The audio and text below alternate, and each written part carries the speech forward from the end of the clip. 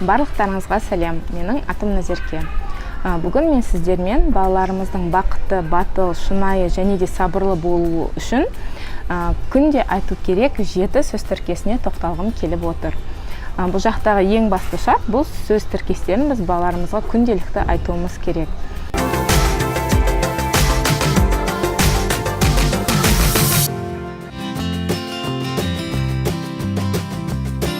Ең бірінші сөз тіркесі бұл мен сені жақсы көремін. Бұл сөз тіркесін балаға бір рет емес, күніне бірнеше рет айтуға да тырысу керек. Өйткені бұл сөзді баламызға қайталай отырып, баламызда ата-анасының махаббаты оған деген, сонымен қатар әрқашанда баланы қолдайды деген сенімі болады да, ол алға қойған мақсаттарына жетуге талпына түседі. Керісінше оған ешқашан бұл сөзді айтпай, бала өмір бойы ата-анасының махаббатын ақтауға тырысып, немесе сонымен де өткізуі мүмкін. Екінші сөз тіркесі бұл сен менің бақытымсың. Қазіргі өмірдің қарқынында біз әрбір сәтпен өмір сүруге ұмытып кетіп жатамыз. Әйтеуір бір шаруадан шаруа, болашақта анау, келешекте анау армандарымыз, мақсаттарымызды қуып отырған кезде біз әрбір сәттен ләззат алуға ұмытып кетіп жатамыз. Бұл сөз тіркесі баладан бұрын ата-ананың өзіне өте қатты көмектеседі. Өйткені біз баламызға сен менің бақытымсың деп айта отырып, біз өзімізді бақытты сезіне бастаймыз. Балалы болғанымызға енді алғысымызды білдіріп, сол сәттен ләззат ала алатын боламыз. Үшінші сөз тіркесі бұл сен тамаша баласың, немесе сен ақылды баласың, сен күшті баласың. Яғни бұл баланы мақтау. Көбісі баланы еркелетіп аламын ба деген секілді үреймен баланы мақтағысы келмей жатады. Бірақтан да баланың өз-өзін бағалауына, өз-өзінің сенімді болуына ең бірінші қолпаштайтын бұл ата-анасы. Сондықтан да ата-анасы мақтау керек. Әрине мақтаған кезде егер де ең деген сөзін қолдана берсеңіз, ең күшті, ең ақылды деген секілді, онда сол жағдайда мүмкін ол қоршаған ортаны аса менсінбей кетуі мүмкін. Мен баламды мақтағанда оны қатты еркелетіп аламын деген секілді үрейім жоқ. Одан басқа баланы енді біз болмағанда басқа кім оны еркелетіп, мысалы, жақсы көреді. Оның өмірде не күтіп, не болатыны біз мысалы білмейміз. Сондықтан да кіші кезін, оның ата-анасымен бірге өмір сүрген кезін ең болмағанда соны бақытты қылсақ, ол кейін өскенде де өзі бақыт сезімін іздейтін болады, өзін бақытты сезінуге тырысатын болады. Төртінші, бұл сенің қолыңнан келетініне сенемін. Бала тәрбиелеп жатқан кезде көбінесе осы соқыр махаббаттан сақтанған дұрыс.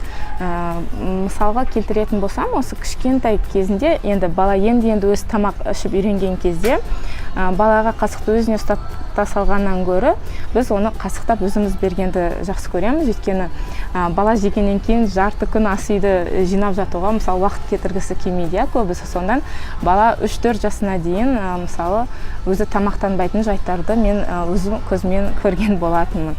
Сондықтан да керісінше бір жасында мысалы мен қолына қасықты ұстатып, мен саған сенемін, сен өзің мысалы тамақ жей аласың. Әрине басында қиын болады, кейін оның артынан біраз уақыт кәдімгідей жинауға кетіп қалады. Дегенмен де ең бастысы бұл жақта балаға сене білу, оның қолынан келетініне сену керек.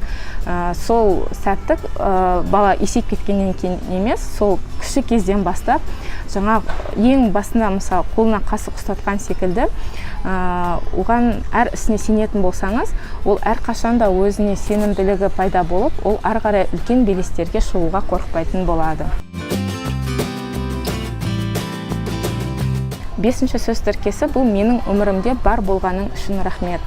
Ата-ана атанған соң өмірді тіптен екіге бөліп тастауға болады, балаға дейінгі және баладан кейінгі. Сол сезім үшін балаға алғыс білдіре білсек, біз өзіміз де бақытты болып, баламыз да бақытты болатыны кепіл бола аламын.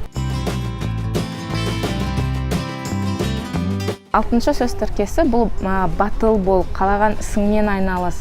Есейген соң біздің көптеген армандарымызға, мақсаттарымызға жетуге көбінесе батылдығымыз жетпей жатады.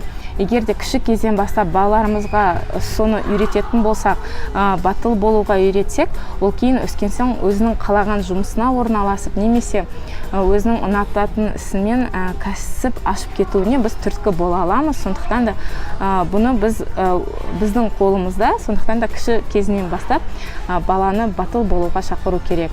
Одан басқа дәл қазір, мысалы, техника барлығы тез-тез дамып жатқан кезде біздің балаларымызды не күтетіні, мысалы, ол белгісіз. Сондықтан да қазірден бастап оларды еш нәрседен қорықпай, өзінің қалаған ісімен айналысып, алдына қойған мақсаттарына жеткісі келетіндей сондай әртүрлі жағдайлар біз жасауымыз керек. Соңғы 7-ші сөз тіркесі бұл сен менімен ақпарат бөлісуге қорықпа. Енді балаларымыз кейін есейе келе, олардың өздерінің достары пайда болады, орталары пайда болады, өзінің құпиялары пайда болуы мүмкін. Дегенмен де бір қиын жағдайға немесе бір ауыр жағдайға түсіп қалған кезде, ол ең бірінші бөліскісі келген адам ол сіз болуыңыз керек. Сол кезде біз оны әртүрлі жаман жағдайлардан сақтап қалып, оған қол ұшын бере аламыз. Осы тақырыпты негізінен әлі де үлкен ашып айтуға болады, бірақтан да қазір басты айтқым келгені бұл бала сізге келіп ақпаратпен бөліскісі келген кезде ешқашан, мысалы, ой, мен саған айтып едім ғой, немесе ой, міне жұрттың баласы болса бүйтіп жасайды, сен мысалы мені бүлдірдің деген секілді әртүрлі сонда керісінше итермелейтін сөздер айтпау керек. Әйтпесе балаларыңыз ешқашан екінші рет сіздермен өзінің жағдайымен бөлісуге келмейді. Мен өзім бұл сөз тіркестерін күнделікті айтуға және де бір дүркін емес бірнеше рет айтуға дағдыланып жүрмін.